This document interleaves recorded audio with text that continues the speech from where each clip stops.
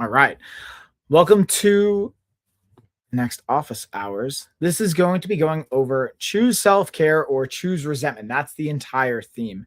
And we're going to dive into what that means, a little bit of details around that, and ultimately you're going to walk away with a clear understanding of how you can choose self-care and the actionables behind that, or how you may ultimately have already chose building resentment in your life and what you can do about that as well.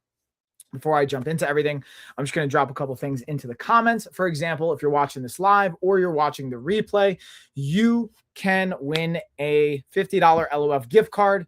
Be the first person to comment on whatever platform you're watching this on. Take a screenshot, send it to my email, lifeofafighter@gmail.com, and you'll be able to redeem your gift card. So I'm going to drop that info into the chat as well, and they'll pretty much hit the ground running. Now, at the end of this, first, I actually prepared an actual presentation for it. So I wanted to continuously take feedback and look at kind of what the data is showing. And it shows that like being able to have visuals for you guys, being able to have some insight becomes helpful, along with the data that I'm going to be using to back everything that I'm going to talk about. So I actually have a slide deck that's going to go along with this,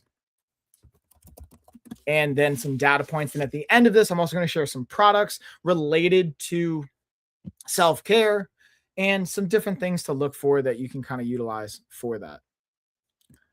All right. Let me just pull up. You know what? Instead of just like, I'm just going to type it into the comments. It's going to be easier that way. Okay. When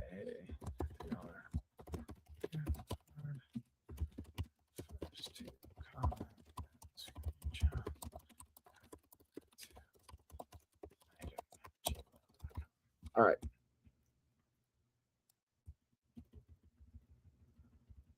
I'm going to put it into, apparently I got to do it in 2 comments because it's not long enough. But again, I'll set this up in the comments, and then we will get into the actual slide deck. Okay. What I will always say is, while this time actually like went as scheduled and as planned, always make sure you're following, subscribing, because sometimes I honestly, even today, I was debating on popping up a little bit earlier if I could, moving it back, because sometimes life is just going to happen, and got to be ready for it. So if you guys are following and subscribed, you're going to get notifications if we need to, and if and when I change that pivoting time. So, all right, let's officially dive into it. So most resentment isn't caused by other people, which is probably going to be a little bit of a mind blower, right? But hopefully that makes a little bit of sense, and we'll dive into that. It's caused by what we've been neglecting in ourselves, hence the self-care. Tonight, I want to challenge the idea that being selfless is always good, especially when it comes to your health, energy, and well-being, and present the notion of how being selfish can actually be beneficial for your health, energy, and well-being. And we're going to actually specifically define it. I'm going to define it, and hopefully you guys will be able to share any questions or comments you have as we're going through this. So feel free to drop it in the comments as we're going through this if something feels unclear, uncertain. And again, I want to be very particular on the wording here, because selflessness and selfishness can kind of create some triggering concepts. And there's the audio really quick. I just want to drop it in the chat. So let's just like cover our bases here.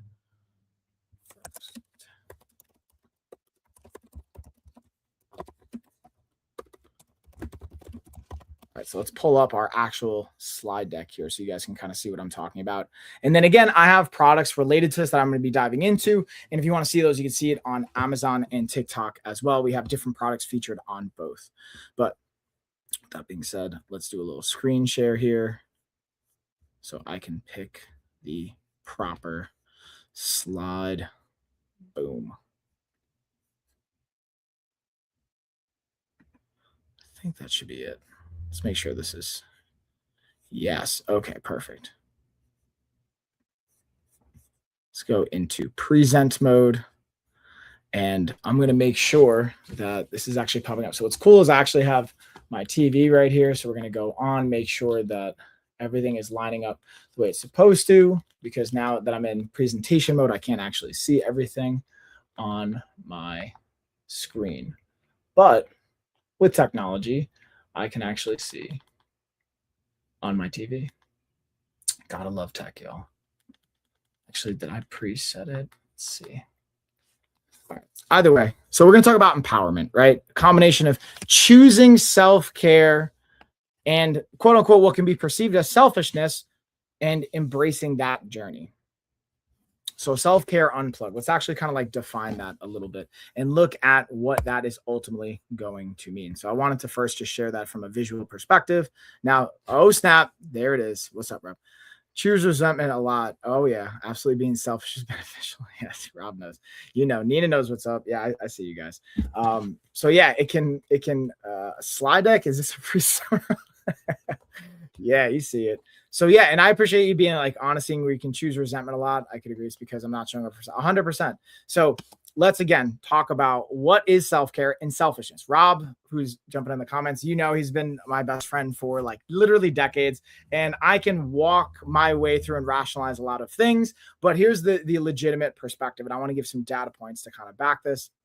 Also, if you guys want to say like, hey, I'm going to like give pushback on that, or you want to have some clarity, I always welcome that. I want to hear it. So I actually just realized I screen shared the wrong slide deck. So let's reset that and let's utilize this one. Boom. I'm going to go to here, screen share. Beautiful. And again, when we're talking about self-care, hold on, let me just properly stage this. I'm getting everything kind of situated here. Let's open this puppy up. I mean, you know me, and yeah, you know, I mean, person. Yeah, I get it. I get it. We can all be there. So let's actually kind of get this properly staged. I'm here for this. Yeah. And I'm going to kind of position, recalibrate how we want to present this. So I'm going to go into presentation mode. So here you can just see a black and white, but let's actually go through the full boom empowerment here. Okay. I'm actually going to pull up a cleaner presentation version of that. Okay. Bam. So in the meantime, while we're kind of getting all this stuff pulled up, right? Let's just talk about what I'm curious from you guys. What do you actually think about when you think self-care and being selfish versus selfless? So that's like, I think an important thing to kind of go through is you can either intentionally be picking self-care and potentially what can seem to be selfless, or you can ultimately be picking resentment over time. I'll give you guys some like real world examples, then I'll back it with some science. We can go through some more definitions. And when we think about self-care and kind of like unplugging, there's a couple of categories. So traditionally, I think about self-care, right? It's like, okay, I'm taking time for myself. But what can kind of show up as what seems to be self-care can actually be avoidance. And what I mean by avoidance is like, oh, I'm just going to like lock myself in a room and just like not deal with anything. Or I'm going to just like I'm just going to like binge eat food and not really take care of anything like that. That's what we would consider more of the avoidance, less of the actual self-care. When it comes to self-care, it's actually prioritizing your own self and your own needs. And that could be sleep. It could be like social time. It could be like not having social time. It could just be, again, being able to unplug. And I've talked about like digitally detoxing on different platforms before in different ways. And that can be a part of self-care. Being able to, like, for example, on Sundays for the most part, and honestly, this is what I'm going to probably do moving forward is I'm going to shift our office hours where I'm probably going to take all of Sundays off. Like I don't do calls. The only thing I do is office hours now. And I got to be honest, I've been kind of sitting with it and meditating and going into my own kind of like self-care. I just don't see it serving in the same capacity. I feel like it's actually disingenuous to say like, hey, you know, I want to set all these boundaries and do all this stuff, but I actually don't do it in my own life. So this is kind of like where it gets to show up for me, and I get to like walk the walk, as it were. So I'll pull up the slide deck here and get back to it. So first we're going to this idea of empowerment, right? And then we're going to, let's see if I can hide the sidebar. Yeah, look at that. I got technology going. We're going here. So let's go self-care unplugged. Okay. And being able to think about whether that's with technology, whether that's in our relationships, whatever that looks like, but being able to dive into that.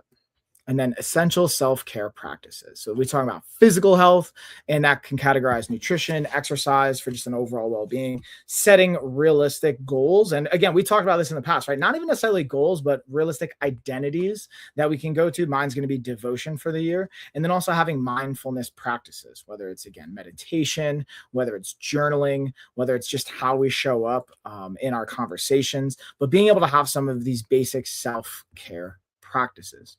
Now, the other piece of this is also, this is just like a very kind of like narrow view. There's a variety of pieces to this that can expand and collaborate and explore, but it's just an important piece. And one of the things I want to talk about, I was mentioning before, is, again, I've got some data to back with this. So the first thing I want to talk about is the burnout component. So if we are constantly showing up for others and you're not taking care of yourself, it can lead to burnout. That's one of the variables. And what happens when we do have burnout is that can lead to eventual resentment, not only to ourselves, but the people closest to us, whether it's our family, whether it's our partner, whether it's our children, whether it's maybe our boss, our coworkers, our friends. There's a variety of ways that that resentment can show up, and then how we actually kind of implement things around resentment. But again, burnout explains approximately 30 to 40% of variance in relationship dissatisfaction among caregivers. So here, let me reread that to you and we'll break down what that means. Okay, so burnout explains approximately 30 to 40%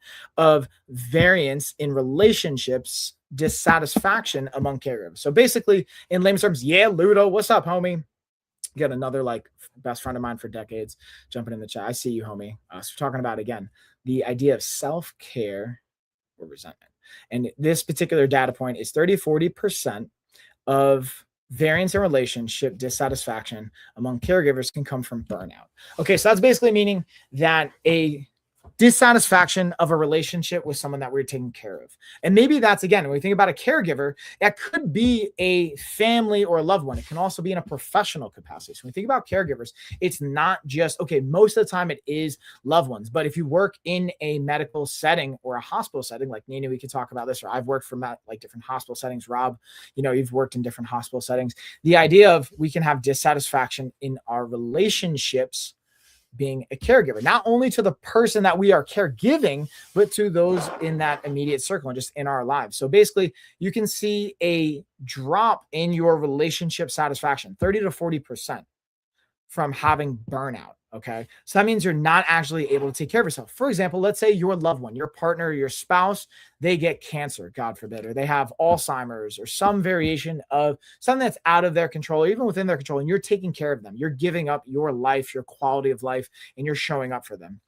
That's going to lead to the resentment and that burnout and a lot of these things we're talking about. So 30 to 40% of the dysfunction in relationships can be attributed to burnout, which can, again, lead into resentment. And a lot of times that burnout's coming from a lack of self-care, not being able to prioritize the things that I just shared in this kind of slide deck, which is being able to have physical exercise and movement, being able to have quality nutrition going into your body, being able to have identity-based goals you're working towards. For example, I'm a devoted man, so I get to be devoted to my health. Having that devotion means I get to show up to exercise. I get to show up in my mobility. I get to show up in my meal prep and all of those other pieces. Well, I get to show up as a father, right? I could be a devoted father, but where I can lead to potential resentment, when I know it shows up for me, is if I'm not able to exercise on a weekly basis, ideally on a daily basis, I become quite crabby, quite resentful quite quickly. So being able to know what those thresholds look like and being able to set the time for it, even if you don't immediately know, hey, I need X many minutes of movement, prioritize movement, prioritize nutrition, prioritize mindful practices, whether it's prayer, journaling, meditation, whatever that looks like for you. And then ultimately setting measurable goals and process-oriented things that are related to an identity with that. And that's a huge part of self-care. So now let's talk about burnout. So I use this data point about burnout. Let's kind of just go back to this visual. I think is helpful.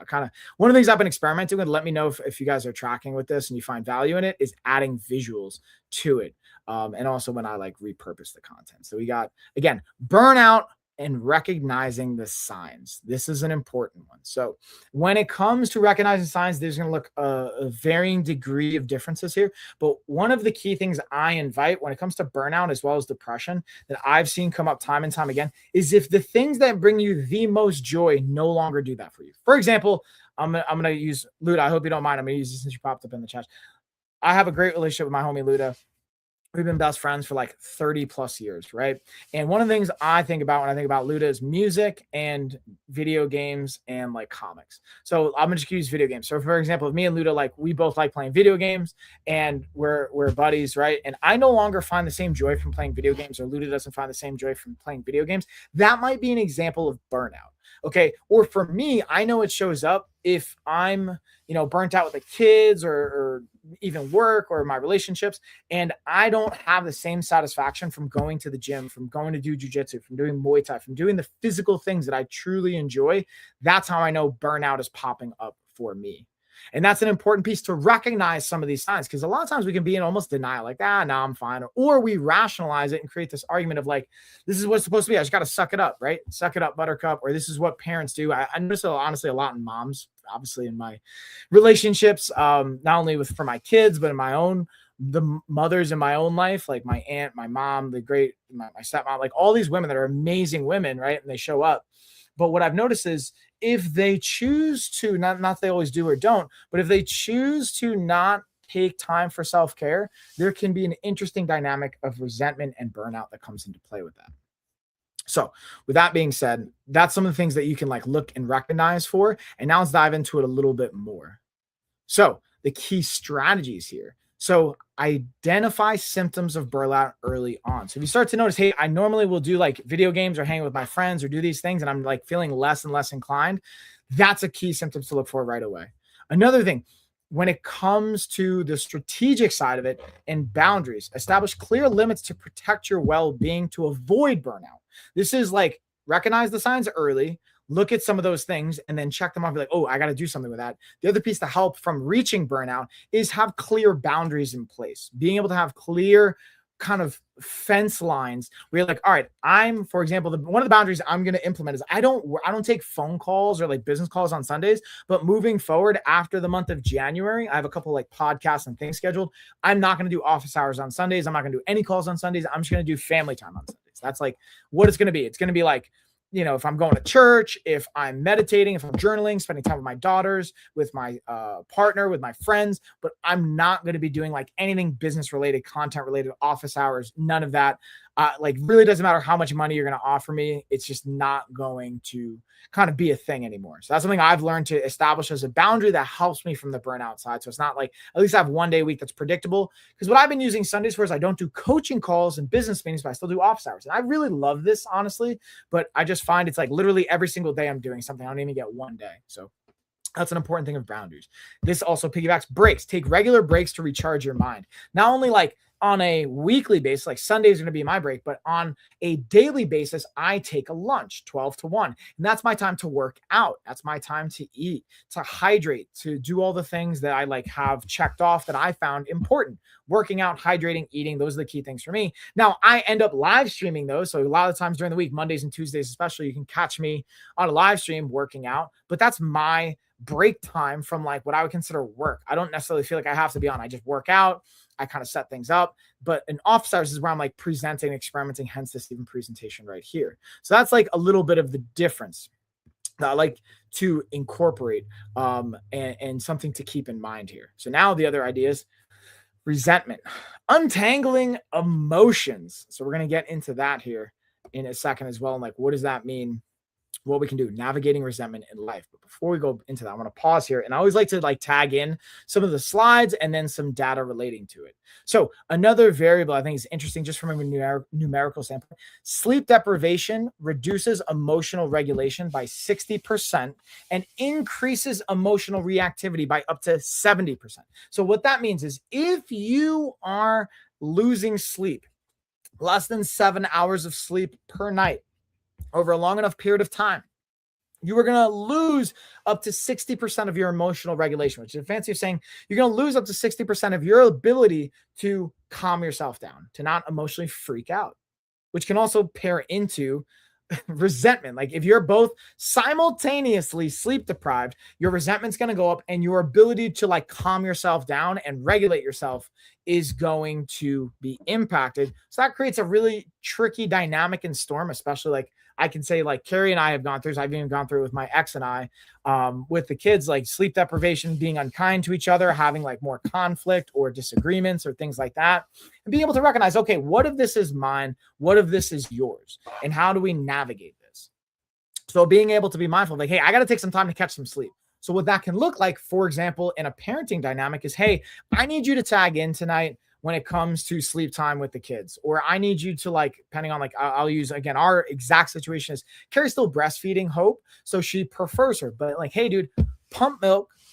I will feed her in the middle of the night so you can at least sleep in. And even if she wants you for comfort, I'll take her into the other room so we can start to build up a little bit of a kind of like sleep situation that's conducive for catching up or regulating ourselves. And let's say you don't have kids, you're just a high performer, or you're an athlete. If you are working so hard, you're gravitating towards working so hard that you actually don't prioritize sleep, then you're not actually going to be able to regulate yourself when it's time to calm down. And again, you're going to be more emotionally reactive by up to 70%. And in like work situations, you don't want to be reactive. And even in athletic situations, you want to be reactive. People can exploit that, whether it's combat sports or other types of athletics. You can exploit that and it can be used against you. So I think that's a really interesting piece. I just want to pause. So let's go back into, again, the screen sharing and the dynamics related to, again, resentment and emotional regulation. So again, navigating resentment in real life, identifying the source, understanding where resentment originates can empower the change and transformation. So being able to look at, okay, and this is a lot of times even like using like journals. I got 2 new journals actually in here right now. And I have a variety of other journals that I use on a daily basis. Like for me, this is my planner. And then I have like really 3 journaling tools that I've using lately. This is my daily stoic journal. I do a morning and a PM reflection and journal topic. And I do some other like journaling. And the point of me bringing these up is it, to me, I find that really helps me like reflect inward and like reflect on the day, even using prayer and meditation to think about, okay, where's this resentment coming from? Where am I not choosing myself, and where that can be leading to resentment, and taking, again, even if it's 5 minutes, I usually, it's for me, it's a minimum effective dose is 3 minutes of meditation and prayer in the morning. And then it's taking another 3 to 5 minutes to journal, and then 3 to 5 minutes in the evening to journal. So it's a total of, 13 to 15 minutes on a daily basis, but it's not even consecutively. That to me has been massive for reflecting. Now, again, I still have my emotional regulation challenges and all of those things, like calming down and, not letting my opinions get the best of me. But that becomes massive to saying, oh, cool, I need to prioritize movement and getting out for a walk. Or I need to prioritize when I'm eating or being able to sleep or things like that. And then also communicating assertively. Expressing feelings clearly fosters healthier relationships. But this goes back to, how do we set ourselves up to express things clearly and not be emotionally dysregulated? So if you're getting adequate sleep, you're going to have a better time sharing where you're coming from being emotionally dysregulated. So again, being able to communicate very clearly and logically. And then lastly, practicing forgiveness. Letting go of grudges leads to emotional freedom. It's like kind of taking that monkey off your back or putting a weight down instead of choosing to carry it. The analogy I like to give is like, imagine you're carrying a backpack that has a bunch of weight and stones and rocks in it, and you're carrying it around. You're like, man, my back's getting sore. It's heavy. Why not put the backpack down? Or the real question is, throughout this process, first figure out, like, why am I picking up all these rocks and putting it in the backpack in the first place? Because even if you do put the backpack down, eventually you're going to pick it back up again and pick up more rocks. So to me, that's part of like even going back into this idea of identify the source, communicate it, be like, hey dude, stop it. Because then you notice like, oh man, I noticed like throughout the day, my kids are giving me rocks, or my partner's giving me rocks, or at work, I'm getting handed rocks and I'm choosing to accept them, put them on my backpack. It's like, communicate, hey, I can't take that rock for you right now. Where I can't, I'm sorry. I have too many rocks as is. And then even when they have, and that you've communicated your boundaries clearly, incorporating forgiveness, saying, you know what? I don't hold it against you. I'm going to just continuously hold this line, hold this boundary, and keep showing up. Because again, people aren't always maliciously thinking, oh, how can I exploit this person? It's just part of the pattern that we've created and that they may be used to. And also, hey, I see you on YouTube. What's going on, Sarah? Thanks for dropping by, saying hey. So now, identify and finding yourself. identity. That's like a big piece. And that's why, like, I think the one word workshop becomes impactful. And we talked about this weeks prior, not only for setting goals, but your own identity and who you get to be, the I am statements of I am, for example, like my contract to myself, not just my I am statement for the year, but I have a contract actually I have to myself, how I get to live.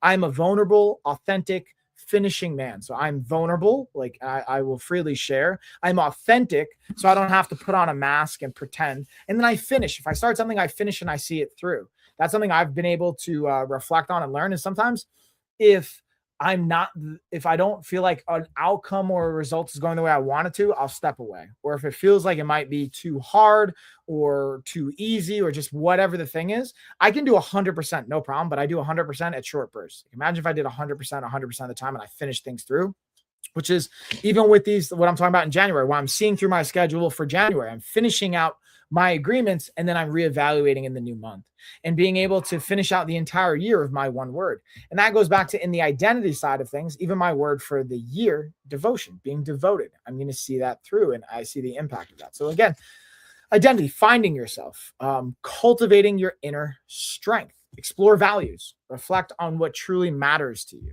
And why, again, this is part of the self-care act. And this is why I like all these journals that I have.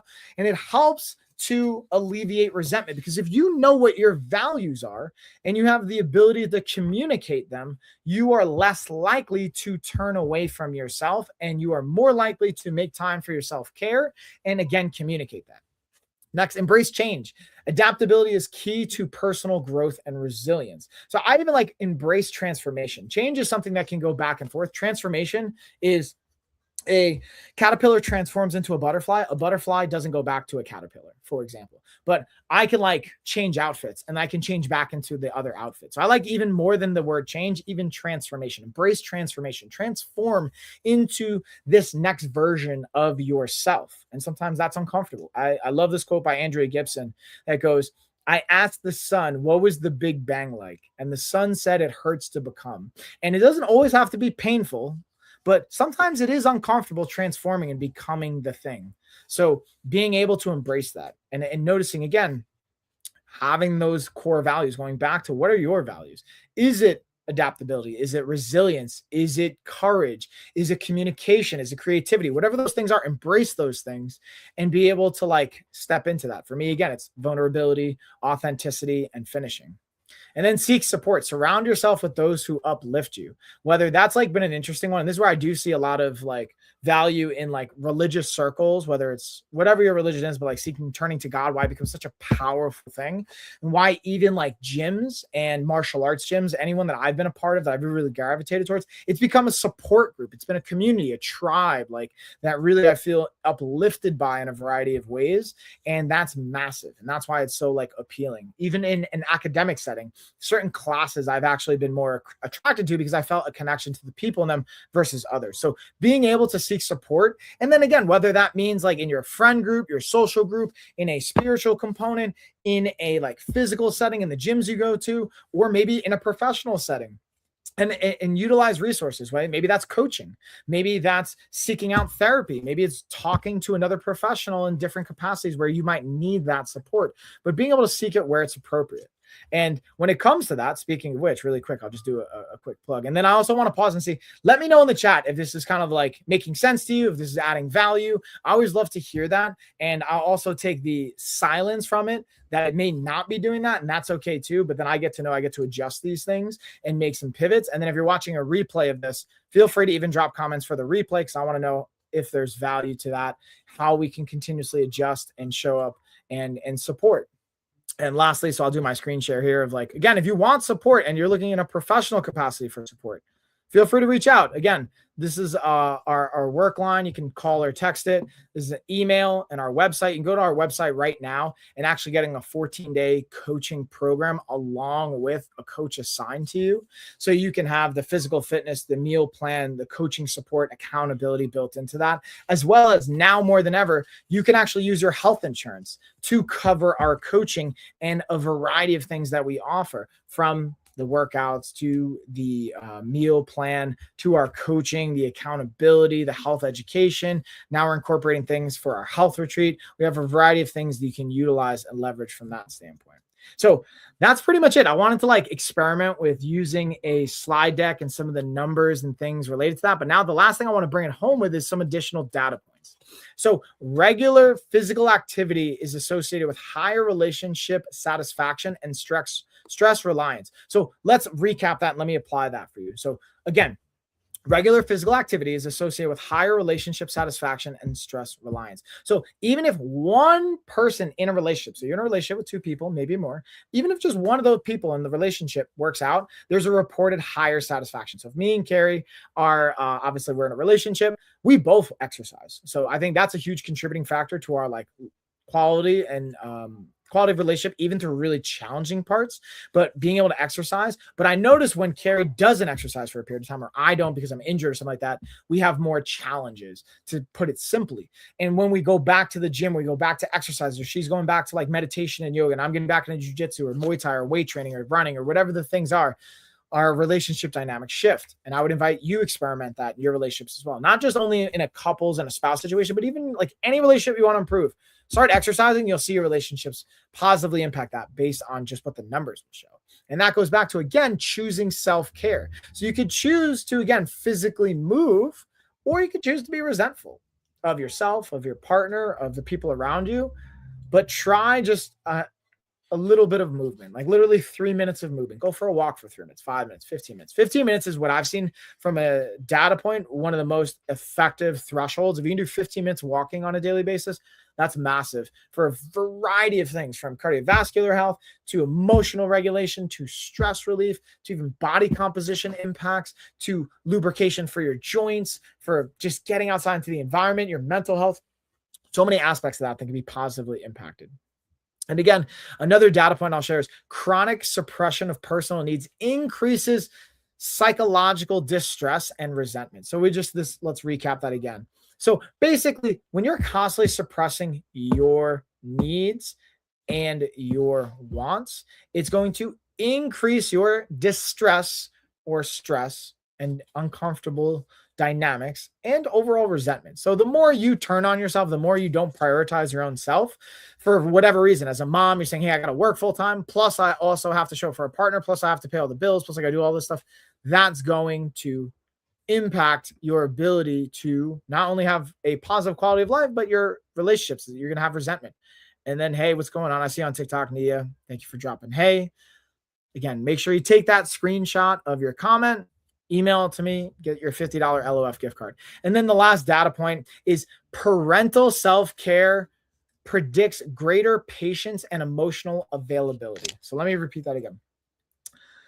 As a parent, if you are implementing self-care, that is going to predict greater patience and emotional availability for your children as well as the people around you. So if you want to show up as a better parent, take care of yourself, plainly and simply. And then an old school, very simple analogy that I love, that's like, think about when you go on a plane. If you've ever flown before, they always tell you, what's the first thing they tell you? In a case of an emergency, put your mask on first, then take care of the people around you. Why is that? It's because if you pass out, you're no good to anyone. And yeah, for what I just saw like a video, it's like, I think in the first 10 seconds, the cabin pressure will change. So you got 10 seconds basically to put your mask on, and you try and put on your kid's mask first or something. Within those 10 seconds, they're not going to get your mask on. Cool. You're not going to be any good passed out. Your kid's going to be freaking out, and it's not going to work well. But so the same thing carries over in life, right? You put yourself out there for everybody else, and you end up turning your back on your own like health, your own wellness, your own care. And you end up having a stroke when you're in your 50s. That's not helping your children. That's not helping your family. I'm just saying that because sleep deprivation, for example, if you get less than 7 hours of sleep chronically, about 5 hours of sleep or less chronically, that can increase your chance of stroke by 400%. So it's just an easy data point and predictability, which I'm sure a lot of parents can relate to.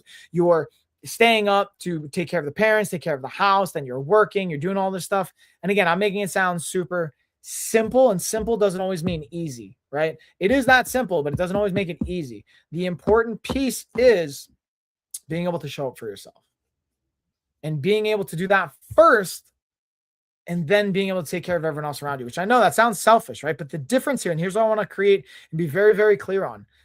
where you can recognize a false sense of selfishness compared to like true value self-care, quote unquote selfishness, is the false selfishness where you're just being truly selfish and it's not valuable in a self-care capacity, is you're avoiding. You're not actually doing anything to build yourself up, to improve your mental health, to improve your physical health, to take care of your own self. You're just creating distance. You're avoiding. You're running. So I'll give you an example. If I am quote unquote taking self-care time and I'm not doing anything with it, and let's say I'm going to just go out and not deal with anything. I'm just going to isolate myself in my room for 2 hours. It's not even recharging. I'm just causing more problems by letting my text messages fill up, my work fill up, creating more, resentment with my spouse, and I'm not taking care of anything. And I'm just feeling the same way starting tomorrow.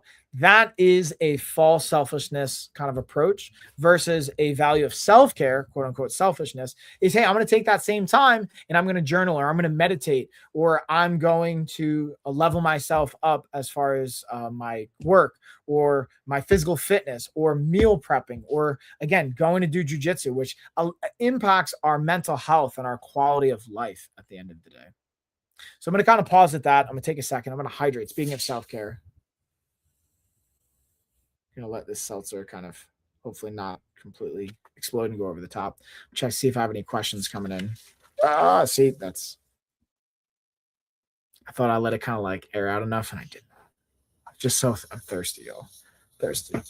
And yeah, we're gonna have to let this air out a little bit more. And while I'm doing this, what I will say is we kind of went through all of that. So I'm going to take maybe like 5 or 10 minutes here to go through like hand 2, maybe 3 products that I have that I think are good examples of how you can incorporate some self-care right into your day. You can order these tools and get self-care going.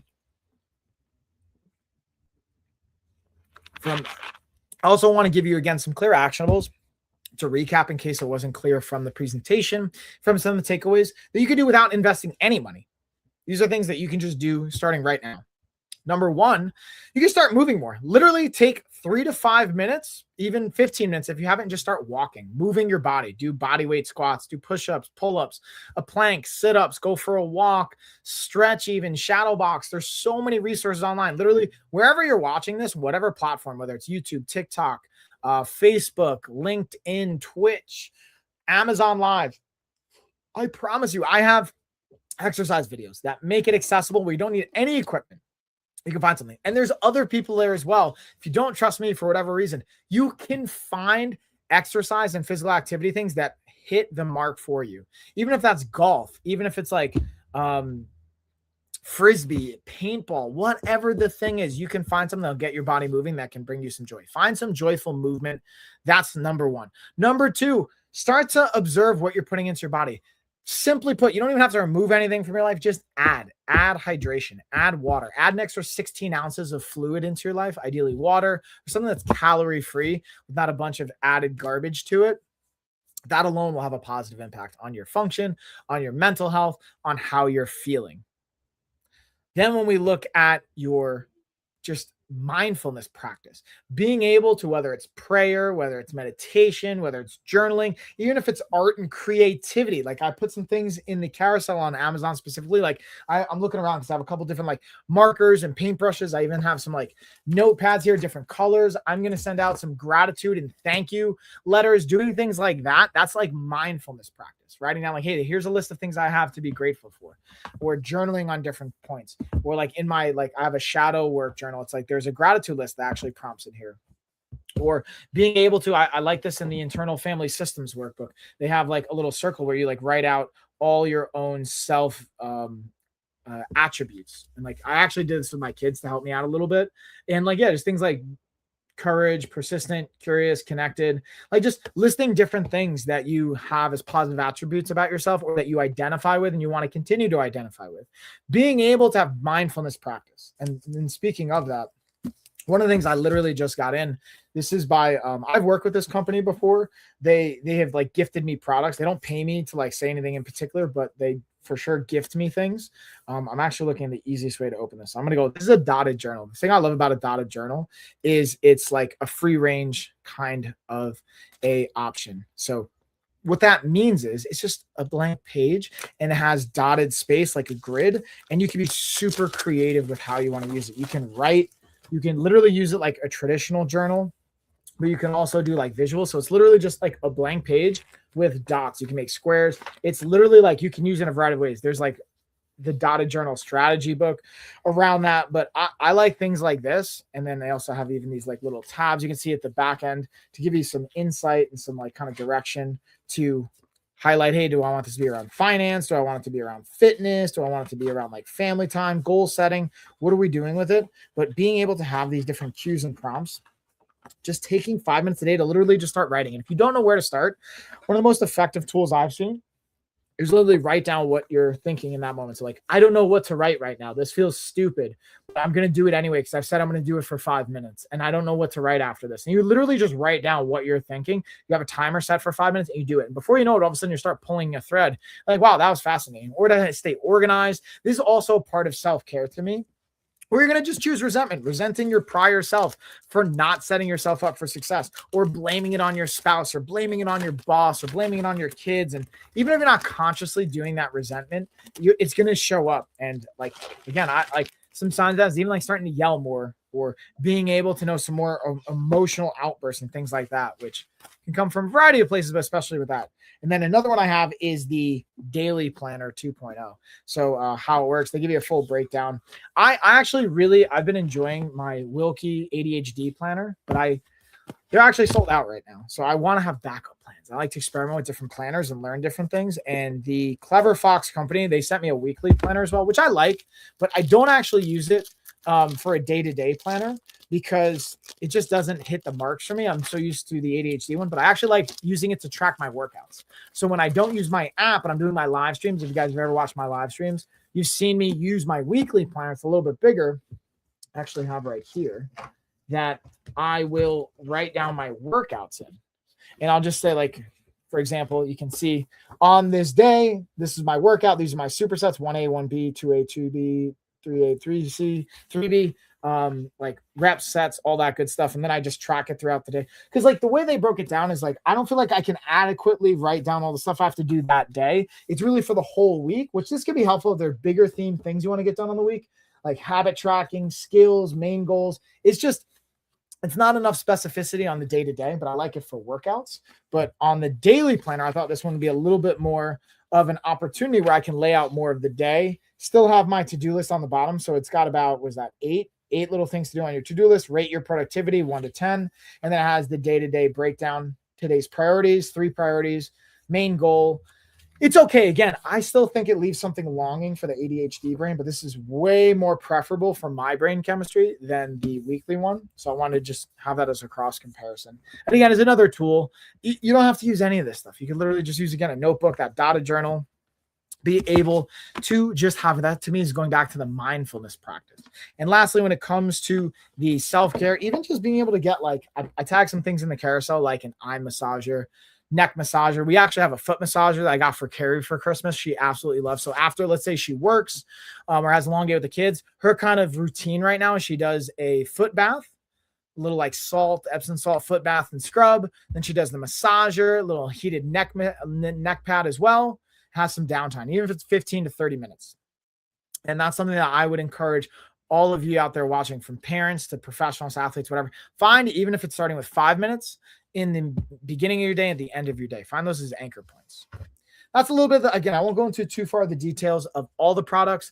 Honestly, you got to get baby Hope to bed. And this is another thing I would say when it comes to choosing self-care and almost being selfish to a degree. And then also you're choosing resentment. So I'm honestly being a little bit selfish and doing my own self-care in an aspect of being able to do this live stream. And I'll give you a sense. Like, so part of it is work, but I actually do really enjoy this. I enjoy like talking, creating. To me, this is creation right now. I'm creating hopefully value and insight to bring it to you guys. But one thing I've learned is this balancing act of, okay, I can do this self-care time. If I don't get this done, I will start to build resentment against Carrie or my kids for like not being able to do this. However, I can be very selective on where I position it. So the self-care component is, okay, is it self-care? Yes, this is recharging. This is great. But I want to have one day a week where I'm not like performing in any capacity. I get to choose to do it. So I'm going to move it to probably Saturday or Wednesday or another day in the week.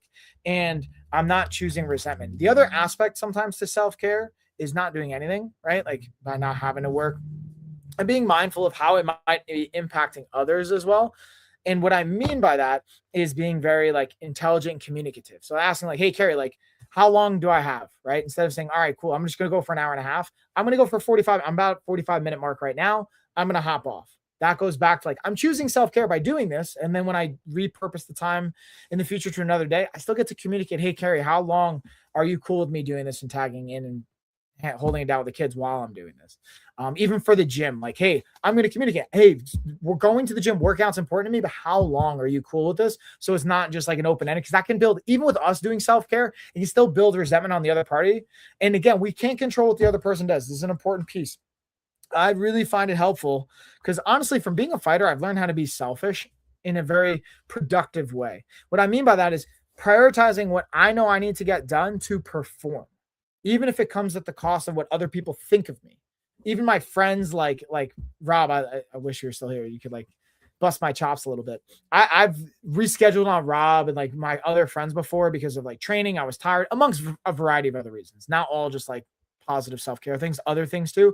But sometimes I'm like, hey, I'm not going out because I'm tired. I got to rest. I got a fight coming up, those types of things. And people can be like, whatever. But really, like my buddy Rob stuck around through all of it. My buddy Luda stuck around through all of it because they're real friends in my humble opinion. Those are the people I get to keep around me. People that aren't cool, that you get to really evaluate, do I want these people around me? That's the last piece I would say, from the moms out there, the parents out there, the dads, the professionals, the athletes, the performers. If your friends are giving you a hard time for not showing up, I would invite you to think about how much of a friend are they and how much of that do you want in your life? Because you're going to be dealing with that with the rest of your life if that's what you're attracting. And that's what you're allowing in. So that goes back to the boundaries too, creating hard, clear boundaries.